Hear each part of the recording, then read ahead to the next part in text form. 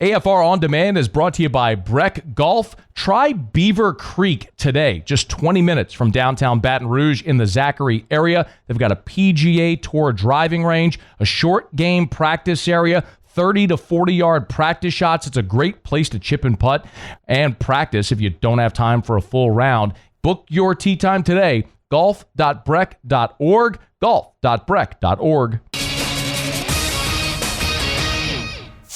Matt Moscona. I'm very important. After further review. Say it one more time. After further review with Matt Moscona. And here we go. Live from the Mercedes-Benz of Baton Rouge studio. Let's ride! Go!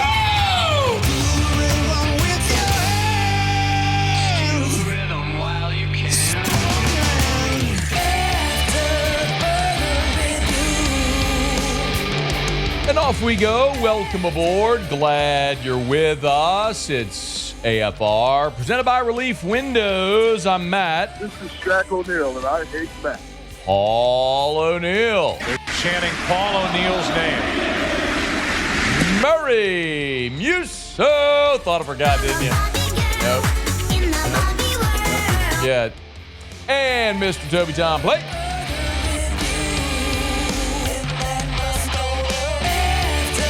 All right, we're here. Glad you are as well. Get out there and make it a good one. LSU is back on the practice field. Ellen Moore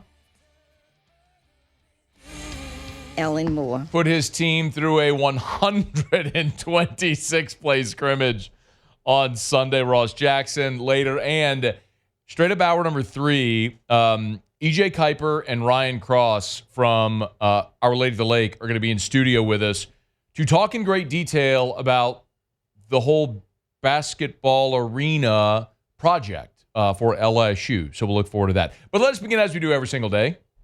It's time to pop the top on another edition of AFR with Bud Light. Drink easy. Day 5 of fall camp for LSU football. Brian Kelly allowed the media in for about a half an hour or so at the end of practice. And I was there. Love to tell you what we saw. If you're keeping track at home, they opened up fall camp Wednesday. So they practiced Wednesday, Thursday, Friday, Saturday. Sunday was an off day. They went and volunteered at the Greater Baton Rouge Food Bank. And then they were back at it on Monday. They continue to extend the length of practice. And normally, when we've gotten just a piece of practice, it's been at the beginning, when mostly we're watching individual drills indoors.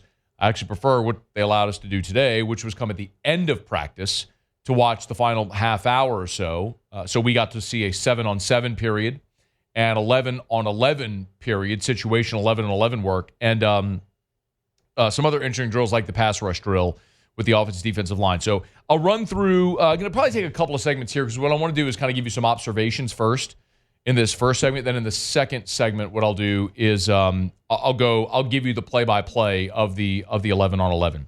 I'll start with maybe what was sort of newsy. What was newsy is that Aaron Anderson still not there. He practiced the first day.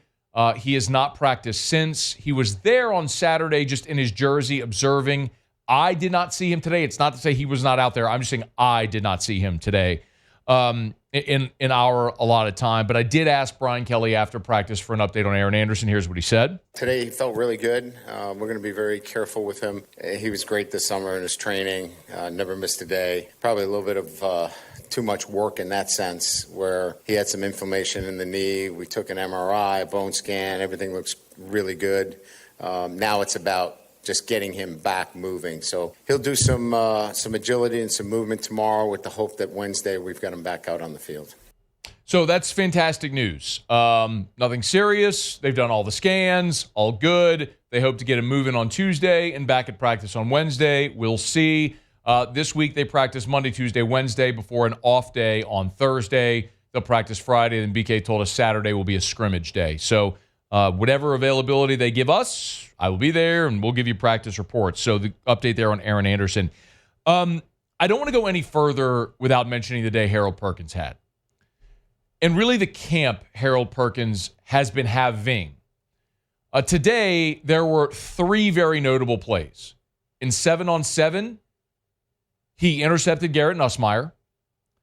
In 11-on-11, they ran a screen pass where Perkins diagnosed it beautifully, shed the blocker, and then made the tackle. It was a tight end screen to Bauer Sharp in the flat, and then touched Bauer Sharp for a tackle for loss.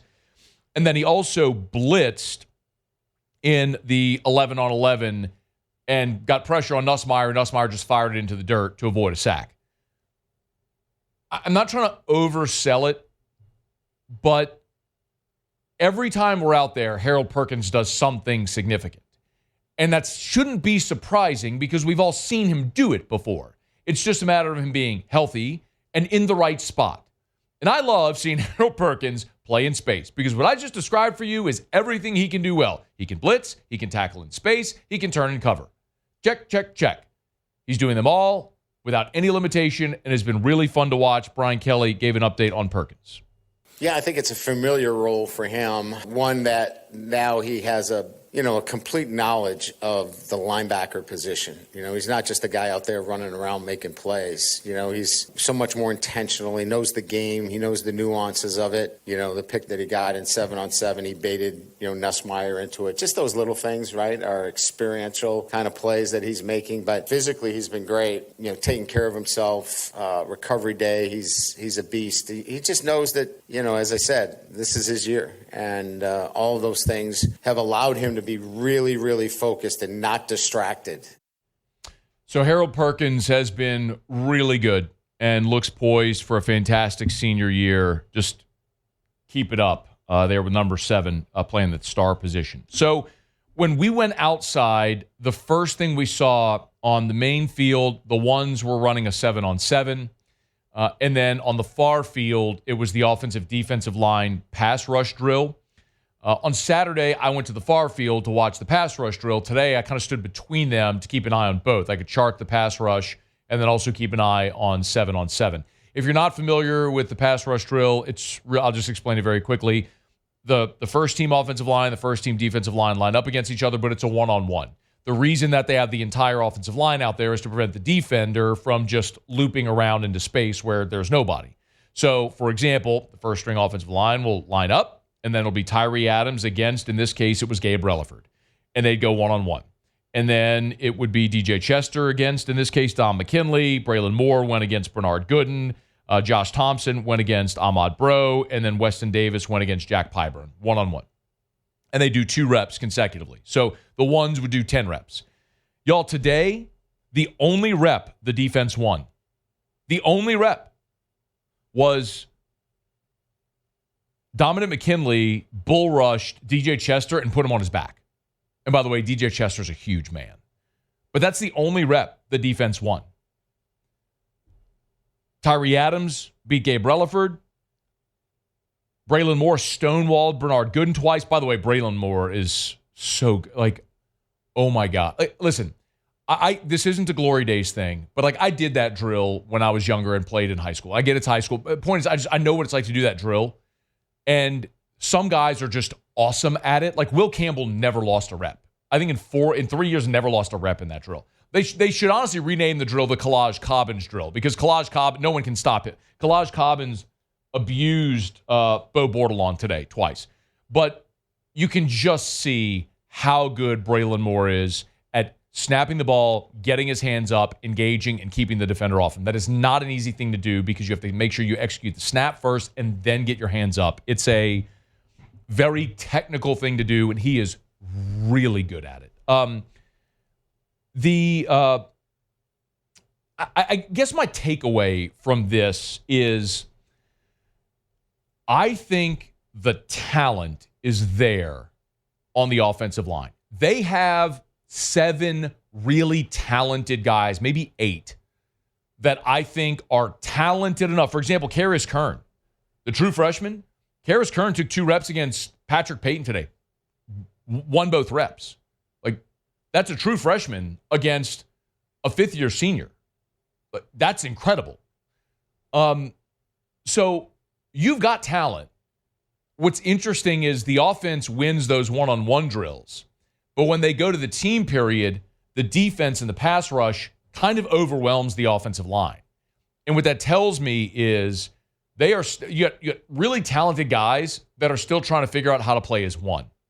So over these next 3 weeks of camp before you get into game week for Clemson, or 4 weeks before the game, like, it is going to be so imperative that those guys figure out how to play as one, because that group is talented enough. Like, you've got Weston Davis stonewalling Jack Pyburn. You've got Tyree Adams winning reps against Gabe Relaford. You got Braylon Moore, like, keeping Bernard Gooden at arm's length. Like, they're good enough. Like, they're plenty good enough. They just got to play as one. The other big observation today, I thought the defensive backs did a really good job covering in 7-on-7 and in the team period. But the offense keeps finding a way to make big plays.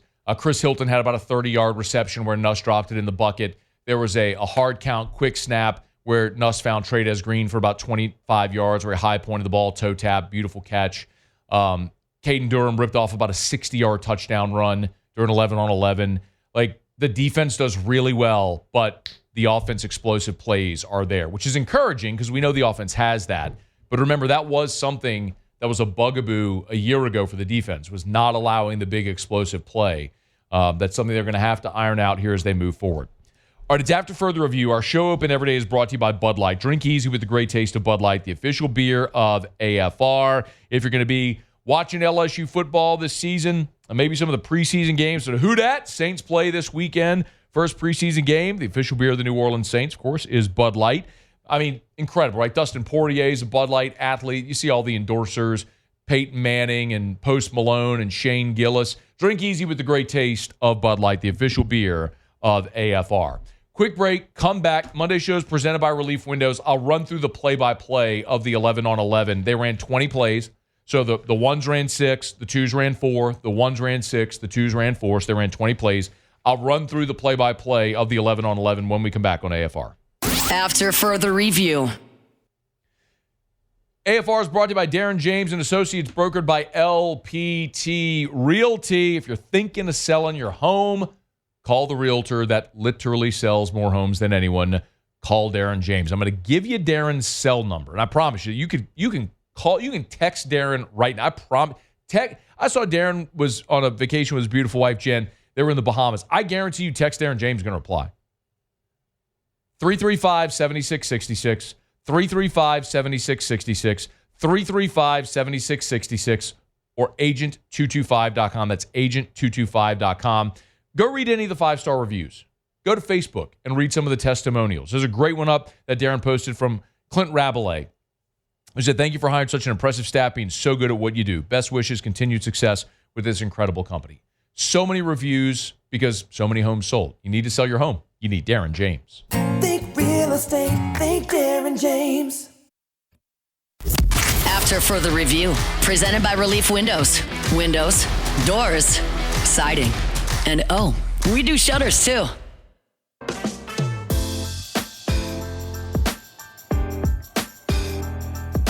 We tackle tomorrow. So our 6th practice, they allow you to tackle by NCAA rules. Then you have to be a percentage of all your practices have to meet a criteria. So our Saturdays will be pretty much, our night Saturdays will be pretty much scrimmages. And then we go on Wednesday, which will be, a 2-hour practice. Will be the first time we get 2 hours of exposure. And, that will be much more situational work. Thursday, they have a recovery day. And then we go Friday leading into a scrimmage on Saturday.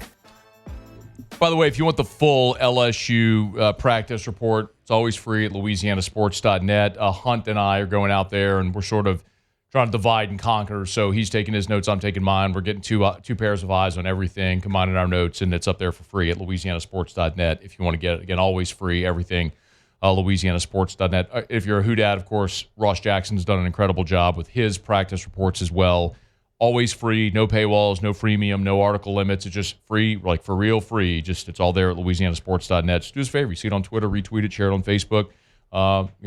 Text it to a friend who loves LSU or the Saints. Let them know. Got all your coverage there for free at louisianasports.net. So after the 7-on-7 period and the offensive-defensive line pass rush drill, LSU on Monday went to an 11-on-11 period. And similar to Saturday, this was it was a situational period. So it's not like a scrimmage where you're starting at the 20 or the 30 and it's just you're running a series. It's situational. So 2nd and 10, 2nd and 4, 3rd and 5, whatever it is. So basically, Joe Sloan is calling plays for that situation. But it is still 11 on 11, and they've got helmets and shoulder pads, and they're out there going after it. So on Monday, the ones went out there and ran 6 plays. It was interesting because this is the second practice in a row now where we've seen an odd front. So very clearly, LSU has their pass rush front defensively, and today the ones across that defensive front initially, left to right, were Gabe Relaford, Jack Pyburn at tackle, Bernard Gooden at the other tackle, and then Kalaj Cobbins at end. And they are rotating freely. The only ones that were locked into their spots were West Weeks, Whit Weeks, and Harold Perkins. Corners and safeties rotated a bunch. So like when they were at 7-on-7, Tamarcus Cooley and A.J. Halsey were the ones. When they went to the 11-on-11 period, it was Jordan Gilbert and Deshaun Spears who were back there. So, or excuse me, it was Javen Toviano.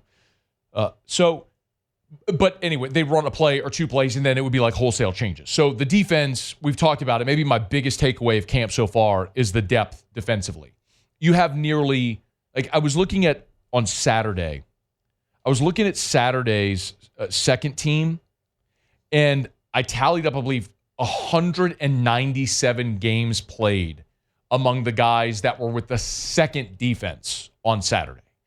When you're talking about Patrick Payton and Jamari Butler and Jacobian Guillory and Bernard Gooden and A.J. Halsey and Tamarcus Cooley and Jakeem Jackson, like when you look at the twos, it's like the depth is incredible because they're all dudes that have played and started major football. So that's going to be a giant strength of the defense is the depth and the ability to rotate, stay fresh without a real drop-off. So the ones go out there. First down, little screen pass to Barry and Brown. Shocker, they throw him the ball every practice. Get used to hearing it. Number 6 is going to get a lot of targets, and he's really been the beneficiary of Aaron Anderson's absence. Barry and Brown's getting more and more targets here. So screen pass to Barry and Brown. Second play, they run beautiful play where Nuss sort of Tetris pieced his way through pressure, stepped up in the pocket, hit Chris Hilton over the middle for about a 10, 12-yard gain. Third play, they ran a tight end screen to Tradez Green. Just Nuss popped up, threw it to the left sideline, and went right through Tradez's hands. Joe Sloan screamed, "Come on, Tradez!" A play he's got to make. It wasn't a great ball by Nuss. It was up and behind him, but it's still a play you expect Tradez Green to make. The defense was right on him. He would have gone anywhere, but you still expect him to make the catch. Fourth play was a gorgeous route and a gorgeous pass. Xavier Thomas on the left side ran a stop route, came back toward the line of scrimmage. Nuss threw an absolute dart, hit him right in the 0 on the sideline. They've run that play pretty consistently with a lot of success, and not that dissimilar from the route Xavier was running on the play at Texas A&M where Nuss threw the interception. If you go back and watch the play, Xavier was on the sideline, that left sideline coming back toward Nuss, but Nuss threw a beautiful ball. The fifth play was a run by Caden Durham, stuff by Bernard Gooden, and I'm telling you, y'all, if you have not taken a gander at the roster, just remember 88. Bernard Gooden is the South Florida transfer. He's not much to look at. He's 6'1", 268 on the roster. He wears number 88, but I'm telling you, they can't block him. Or Josh Thompson can't block him.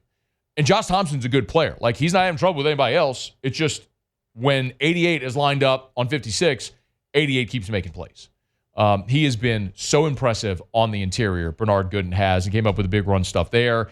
And then on the sixth play, they ran a draw. It was a counter to Caden Durham. He had a nice gain to the right side. The twos go in there. They run a screen pass to Xavier Thomas. The second play, they ran a deep ball, post route to Barry and Brown down the right sideline, and Michael Van Buren threw it about 5 yards out of bounds. If I have one big takeaway from Michael Van Buren right now, he is not accurate. He's not a super big guy. He's athletic. He's got a good arm. Accuracy is a problem right now for Michael Van Buren. And hopefully, knock on Formica, we never have to find out in a meaningful way this year. But be it in a backup role this year or competing for a starting job next year, the thing Michael Van Buren has to work on is his accuracy. It's his single biggest issue right now. Caleb Jackson on the third play, they ran it with Caleb Jackson. He was stuffed by Don McKinley. And then the fourth play, they ran a crossing route to Kyle Parker, and it was down around the 10 or 15-yard line, and Michael Van Buren airmailed it. I mean, he airmailed it into the end zone where nobody was. It's just, that's a problem. It's like, you don't have to know football to go out there and go, that's not where you're supposed to throw it. So, good athlete, good arm, all that stuff. The accuracy is a problem he's got to work on. But if you remember, that was the knock on Jaden Daniels when he showed up here. Joe Sloan went to work with him, and he became the most accurate thrower in football. So, time to get there, but not good right now. The ones went back out there. First play, this was when they ran the tight end screen to Bauer Sharp, and Harold Perkins shed his block, TFL. Perkins was awesome today. West Weeks was guarding Tradez Green on a middle crossing route. West came up with a big pass breakup. Beautiful play defensively by the senior. The biggest play running the ball, Caden Durham had about a 60-yard touchdown run on a zone read off the left side. It's they've done that twice now. They did it Saturday and again today. Both runs have gone to the left side behind Tyree Adams and DJ Chester. And both times they've blocked it perfectly and they've executed. And when Caden Durham hits that crease, he's got another gear. So that's exciting to see. But I also think back at the beginning of last year, and really the big play in the run game was the problem for LSU defensively. And you've seen it rear its ugly head here. So it's one of those things where, are you excited about Durham ripping off a 60-yard touchdown run, or are you holding your breath again because the defense was susceptible to big plays in the running game a year ago? The fourth play in that second series for the ones, Harold Perkins came on a blitz, pressured Nuss. Nuss just threw it in the dirt. Fifth play, the offense has done this to the defense every team period we've seen so far. They hard count, defense jumps, free play. The first day of practice, they hit Barry and Brown for a touchdown. On Saturday, they hard counted the defense, jumped, free play. They hit Chris Hilton down the right sideline. Today, hard count, defense jumps, free play down the right sideline. They went to Tradez Green on Jordan Gilbert. Tradez high-pointed the ball, came down toe tap for about a 25-yard gain. Beautiful play by Tradez. By the way, he needed the toe tap because if he'd come down flat-footed, he would have been out of bounds. So just great body control for a giant man. And then not surprising, right? I mean, it's why he's a basketball player and he's as athletic as he is. And then the last play for the ones this was the throw of the day by Nuss. Chris Hilton on the left side. Nuss just 30 yards, dropped it in a bucket over his shoulder right on the sideline. Cortez Hankton was running downfield, throwing his hands in the air. It was awesome. Just beautiful, man. Nuss and Hilton have that rapport, which is so fun to watch. The twos went back out for the final 4 snaps. They ran a shovel pass to Harlem Berry, and Devon Keys filled it for a stuff. Might have been a TFL. The second play, A.J. Halsey from his safety spot came up. They tried a shallow route to Xavier Thomas. Halsey hit him, dislodged the ball. Halsey's going to start. He's 13. I don't think it's a stretch to say 13 is their best safety right now, Halsey, who came in from Houston. The third play was a low snap. They handed it off to Juwan Johnson, and then Tylen Singleton got a TFL. That's another guy to keep in mind. Tylen Singleton on Saturday got some reps with the ones at linebacker in place of Devon Keys when Whit Weeks wasn't out there. So it was West and Tylen Singleton, the first linebackers on Saturday. I'm not saying that's how it's going to be. I'm just saying 46 has taken a lot of strides this year, and they like him a lot. And every time they put him on the field, he keeps making plays. And then the final play was Van Buren was pressured, and he just scrambled for about a 3-4-yard gain up the middle. So I would tell you my big takeaways are when they go individual, it really favors the offense. When they go deep, when they go 11 on 11, it feels like the defense has the upper hand for the majority of the plays, but the offense has been able to pop some big plays, both in the passing game and the running game. Typically, the defense is ahead of the offense at this part of camp. The past few years, that just hasn't been the case because the defense is really bad. And the offense, especially in 23, was just lapping the defense. And clearly we saw that manifest on Saturdays. This is one of those where it feels like I know what that offense is. Like, I know Garrett Nussmeier's good. I know those receivers are good. I know Caden Durham's good. I know they got starters on the offensive line that are good. So when that defense is making plays, I look at that as validation of the talent they have on defense, that these guys are coming together and are going to be much improved from a year ago. The thing that I think is undeniable, they're loaded. They've got talent all over the field at every level. It's really just a matter. I mean, it's an embarrassment of riches at receiver. The defensive front seven is. I mean, I'm just telling you, Patrick Payton's out there running with the twos. It's ridiculous the amount of depth and talent they have. They just got to bring it all together. It's a massive chore week one going to Clemson. I know all that, but this team, talent-wise, has talent and depth everywhere. So, see if they can bring it all together and put it together for a good season. All right, it's After Further Review. We're brought to you by Parish Restoration. Kill mold, remove odor. If you had water intrusion, you probably have mold. Louisiana is the mold capital of the world. It's wet and it's humid. That grows mold. So if you have mold, think you might. If you've had water intrusion in the past, you probably need to get checked for mold. Let our friends at Parish Restoration come check you out. Go to parishrestoration.com. Just fill out the form on the homepage, parishrestoration.com, parishrestoration.com. Doesn't matter if it's your home, if it's a commercial building, church, school, office, gym, yet odor from like sweat. You want to knock all that out, all the bacteria causing that odor, boom, let them come in, spray their patented non-toxic dry fog. It's Parish Restoration, parishrestoration.com, parishrestoration.com. All right, y'all, it is After Further Review. Glad you're hanging out with us here. Ross Jackson in 45 minutes. Talk a little who dat.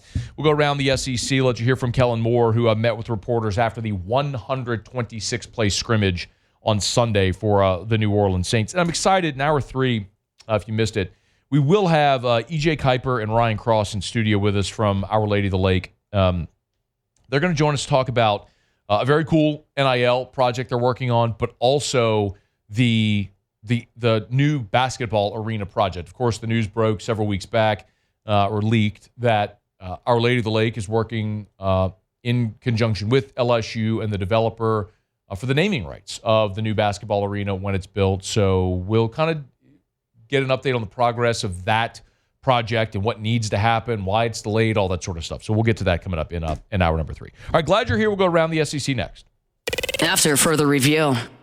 Man, Sunday was a pretty awesome day to just lay by the pool. And that's what I did. Put Drew in the pool. Erica lounged out got a little sun. Played some tunes in our Bluetooth speakers, which are all throughout the garden and by the pool area and everything. It's our own outdoor oasis. And you can have that as well. And if you're thinking of building a pool or maybe renovating or remodeling the pool at your home currently, you may have the question, who do you call? Because there's so many great pool builders. There's so many known pool builders. Well, only one was on Pool & Spa Magazine's list of the top 50 pool builders in America, and that's Duplessis Builders. And only one will give you a 10-year workmanship warranty when the industry standard is 1 year. It's Duplessis Builders. Learn more, duplessisbuilders.net, duplessisbuilders.net. After Further Review, presented by Relief Windows. Windows, doors, siding, and we do shutters too. Awesome practice today, awesome scrimmage. We ran a ton of plays, we ran 126 plays, so might have broke a record, but that's all good. Games are 3 hours long, so it was good acclimation for us in general. That was Kellen Moore after Sunday's 126 play scrimmage, which is absurd. Ross Jackson from LouisianaSports.net was there. He literally charted all 126 plays. So New Orleans ran 89 pass plays. It was 18 series. 18 among the three quarterbacks. So Spencer Rattler had 6 series. Tyler Shuck got 8. And then Jake Haener had 4. 126 plays, 89 passes to 37 runs. They were very intentionally trying to air it out, and Kellen Moore explained why. I'm calling it for these guys to be successful. That's my whole goal. That should always be my goal when I'm calling these plays. We did throw it a lot more probably than we normally would in a game setting. Just put these guys through more reps and more opportunities. So certainly, if there's 126 plays, I don't know, there's probably I broke a record for passes, but that was part of it. We wanted to get these guys many different reps. It still feels pretty obvious that Spencer Rattler is leading the way right now. I will be so fascinated to watch how this evolves over 3 preseason games. And each guy, I'm certain, is going to get their share to take the lion's share of reps in a preseason game.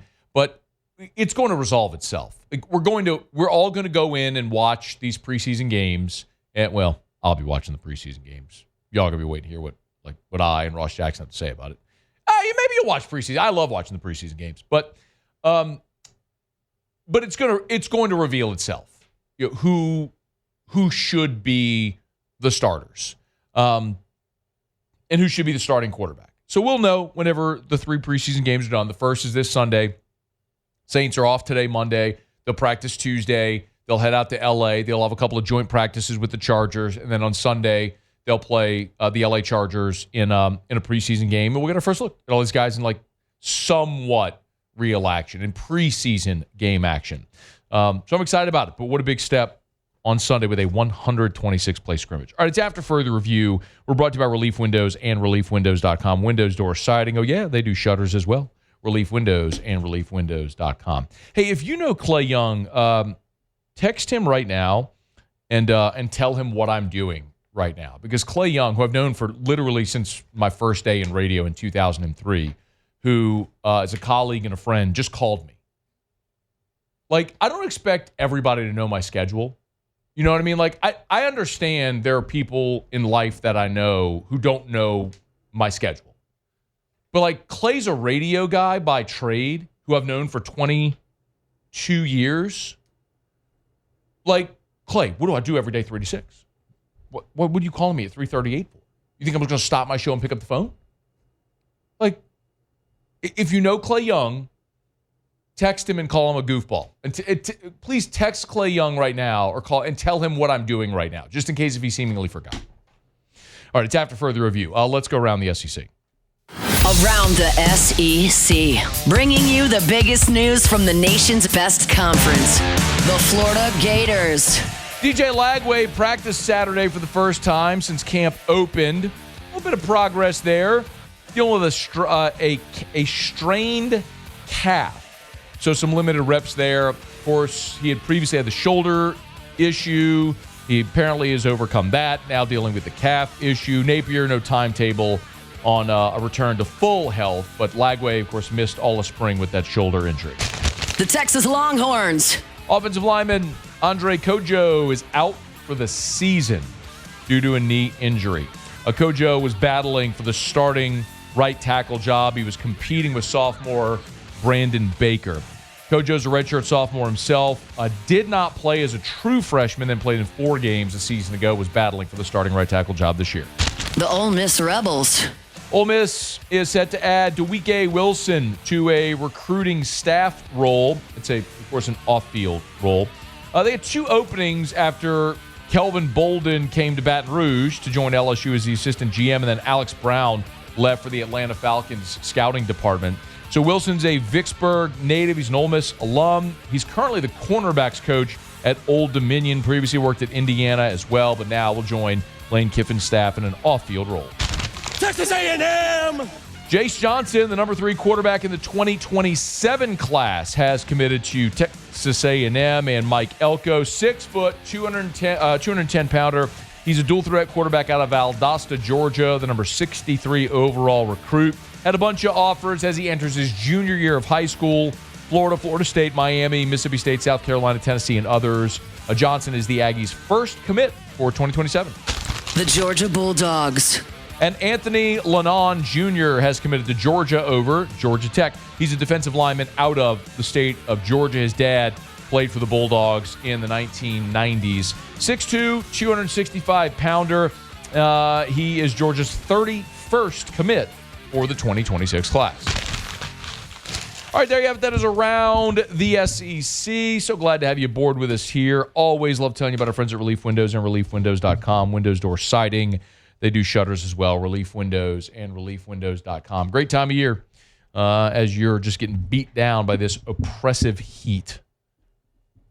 Let our friends over at Relief Windows get you some relief by their energy-efficient replacement windows. It'll keep the cool air in, the warm air out. It's Relief Windows and ReliefWindows.com. Speaking of commitments, LSU did land Deuce Gerald's on Saturday, the big 4-star defensive lineman out of the state of Georgia, coming up in about 18 minutes at the top of hour number 2. I want to give you my thoughts on that. Also, based on some of the convos I had, how they were able to get that done, which was a major coup, getting Gerald's away when it seemed last week like Gerald's was a heavy lean toward Oregon, and then LSU ended up closing the deal with him. So, long way to go before December, when all these prospects can actually put pen to paper and make it official, but really significant for these guys right now entering their senior years as they make their commitments before they go into their senior years, and Deuce Gerald's picks LSU. So we'll get to that again here in about 18 minutes from right now. All right, it's after further review. We'll knock out a quick break, come back, wrap up hour number 1. I got TV ratings in from the Hall of Fame game on Thursday, and if you wonder why they play the Hall of Fame game, this is why. We'll explain next. It's AFR.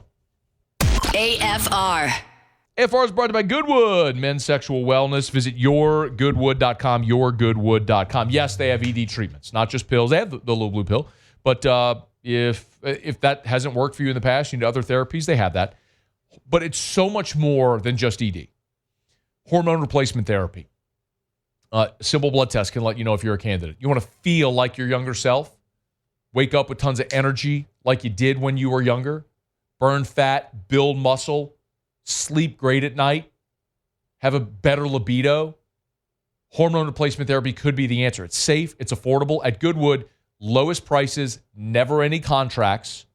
It all starts with a simple blood test. So go for that consultation. Yourgoodwood.com, yourgoodwood.com.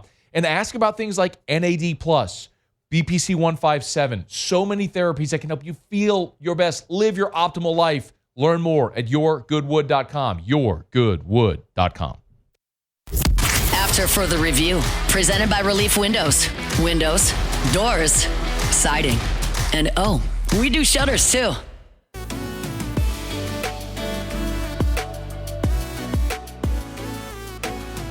Remember, you can always email us, tweet us, or text us. Text in the 225-396-4400, 396-4400, 396-4400. Lots of ways that you get involved in the show if you'd like to do that. TV ratings are in for the Hall of Fame game last Thursday. Chargers-Lions. NBC generated 6.9 million viewers on average for the broadcast. The biggest Hall of Fame game audience since 2021 when the Steelers played the Cowboys. That one averaged 7.31 million. Naturally, it was the Steelers and the Cowboys, arguably the two biggest brands in the entire NFL. This was Lions-Chargers. And ain't nobody liked the Chargers. Like, they didn't like the Chargers in San Diego. They packed up, moved to L.A. Ain't nobody like them in L.A. And Justin Herbert wasn't playing. But Lions and the Chargers, 6.9 million viewers. For some context, Celebrity Family Feud finished second on ABC, finished second in that slot with 3.84 million viewers on average. And then Big Brother on CBS had 2.96 million viewers. They were third. Press Your Luck followed with 2.4 million. No women, no women, no women, no women, no women. Stop! There we go. I mean, we've talked about it. It's a great show. It's a great show. That was a little too accurate there. Someone said last time we did the Press Your Luck, I did the Press Your Luck impression. People were like, that was really good. Yeah, I mean, that was right down to the whammy laugh. But I told you, that's strong, man. I told you, if I were on Press Your Luck, I would not shout no whammy. I would shout big money. Yeah, like the Wheel of Fortune. It's about what you focus on. You attract what you focus on. If you're yelling no whammies, the brain doesn't compute a negative. All your brain understands is whammy, whammy, whammy, whammy. You're bringing whammies into your life. I don't want that. I'd be like, big money, big money, big money. Let's go. Bring that into life. No women, no women, no women, no women, no women. Stop.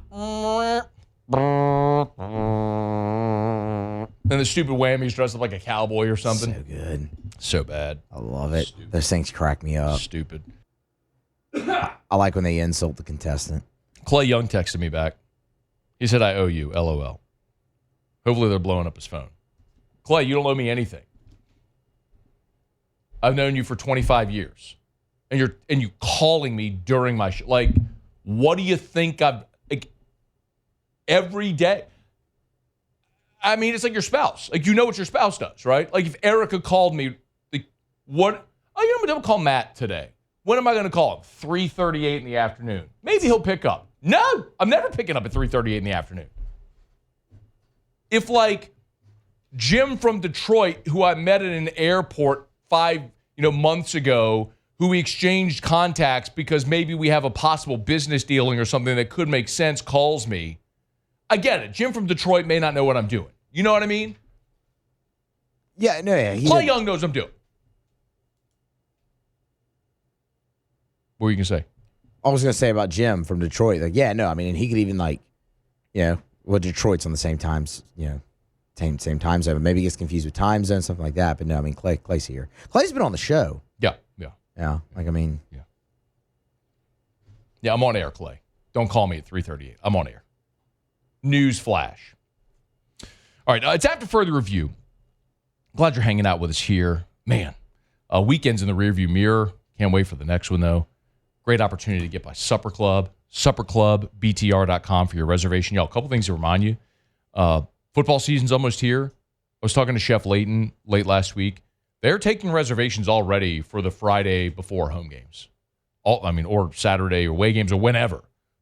They're taking reservations for football season. So if there's a game specifically, you're going to want to pop off on one of those weekends for a home game.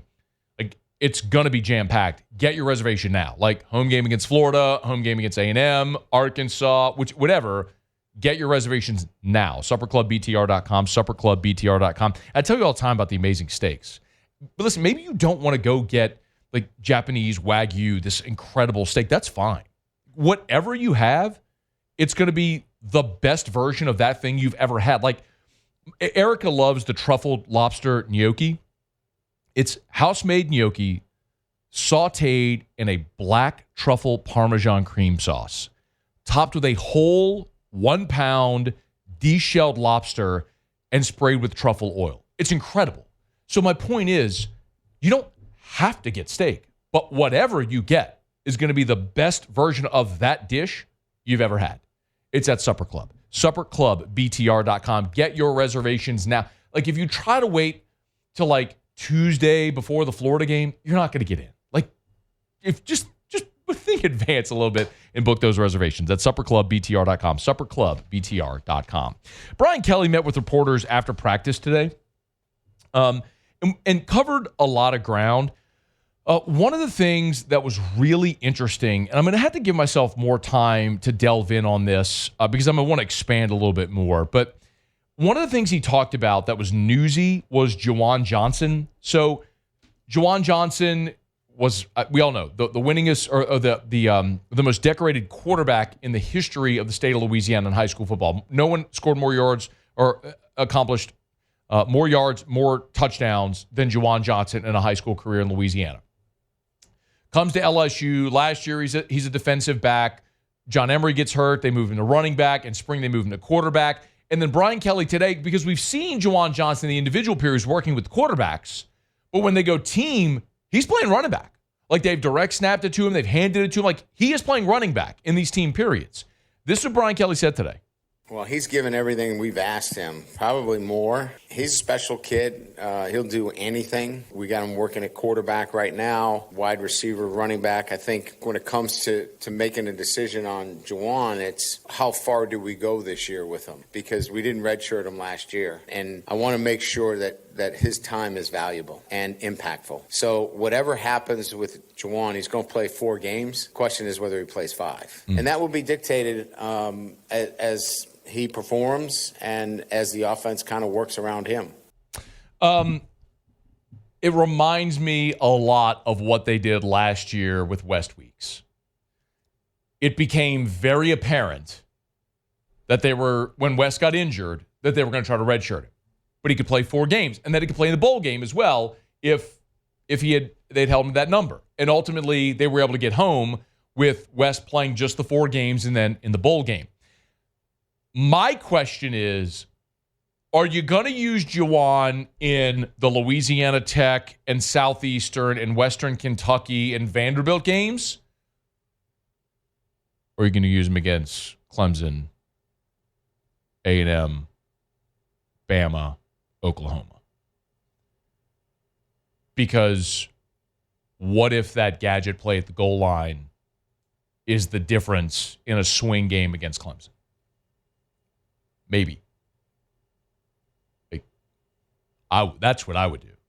That's a guy who knows what to do with the ball in his hand, and they don't know what's coming when 8's in the game. That could be a pretty significant weapon worth keeping an eye on this year. See if they can afford not to play Juwan Johnson. Talk about it much more as we get closer. Hour 2 next. AFR. We're brought to you by First South Farm Credit, firstsouthland.com, firstsouthland.com. Of course, if you're thinking of buying land, your first call should be to First South Farm Credit. Y'all know this, but I'll say it. Land is a finite resource, y'all. They ain't making more. I don't think Columbus is sailing the ocean blue in 2022. Well, it's 2025 now. In 2032 and finding new lands. They're not going to venture upon some uncharted territory and find some giant land that we can go settle. Maybe Mars. But let's operate within the context of our reality. Land is a finite resource. It's never going down in value. Could be a great investment property. Ask your CPA if there are tax benefits to owning land. Or maybe you want that hunting property, that land to build your family's dream home. Learn more at firstsouthland.com. Your first call should be to First South Farm Credit.